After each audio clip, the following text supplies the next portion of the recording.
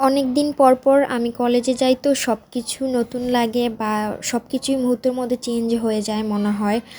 আগে first time যখন কলেজে যেতাম প্রথম এই গেটটা দিয়ে ঢুকতাম বা বের হতাম, আর এখন এই গেটটা বন্ধ দেখে অবাক হয়ে গেছিলাম। তারপরে দেখলাম সুন্দর করে একটা পাশে নতুন গেট তৈরি করেছে, আর এত সুন্দর লেগেছে গেটটা। আমার মনে হচ্ছে পুরো কলেজের লুকটাই চেঞ্জ হয়ে গেছে। যাই হোক, আমি আমার ডিপার্টমেন্টের কাজ শেষ করে আবার বের হয়ে গেলাম, আর বের হয়ে একটু এই পুকুর পাড়ে আসলাম। এই পুকুর পাড়টা আমার অনেকই ভালো লাগে কলেজের ভিতরে, তার সাথে এই রাস্তাটার মধ্যে যেমন সুন্দর ছবি ওঠে তেমন ভিডিও ওঠে।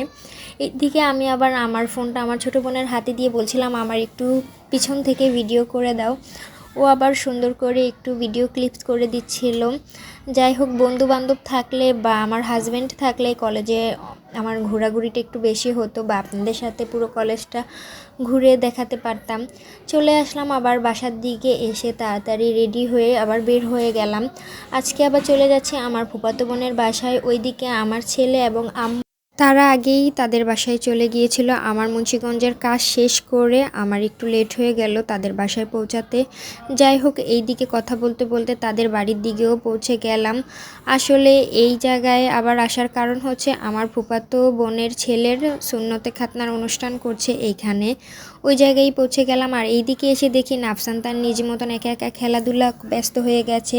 তাকে নিয়ে আবার আমি খানাপিনা করতে বসে পড়লাম। এইখানে ডিম দিয়েছে সিদ্ধ, তার সাথে গরুর বিরিয়ানি।